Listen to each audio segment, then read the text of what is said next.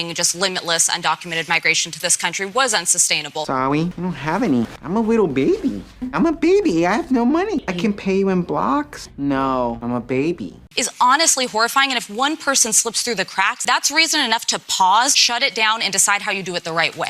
This is complete torture, and I don't know what I did to somebody to make me sit here and do this, and I just don't think it's nice. People voted to have the border secured, but then they wanted to primarily deal with people who were undocumented and committed crimes in this country. 80% of Americans support that. This whole table supports that. The key element that is involved here, due process. You cannot simply look at somebody and say, well, I think they're a criminal, or there may be allegations. We have a system in this country where you would put the people before a judge, they have their day in court to make their case, and on top of that, I would add, they should be returned to their country of origin. I know I'm coming.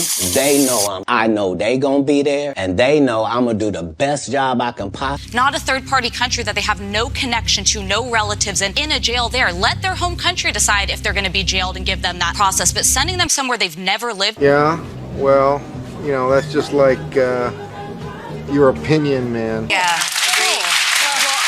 The cruelty is, you just said it's cruel, Joy, and the cruelty seems to me to be the point. Yeah. And when you ask the question, is this what people voted for? Yeah, I do think so. I think people thought it's not going to happen to me or mine. That's what I think. You know, it's okay for it to happen to your neighbor. You have stolen my dreams, my childhood, with your empty words. It's okay to happen to that other person, but now that it's happening to American citizens.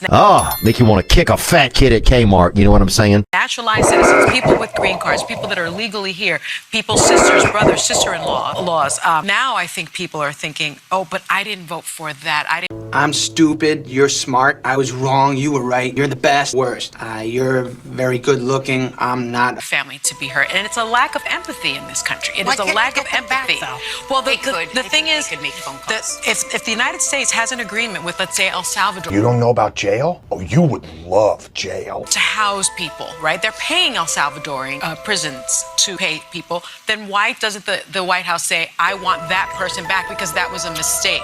I have an IQ of 48 and am what some people call mentally retarded. Generally, the Supreme Court has found that Congress has to act and has to sort of make this type of law. And as Alyssa mentioned, this is completely unconstitutional. The minute you get here into the United States, especially if you have legal status, the Constitution applies to you too.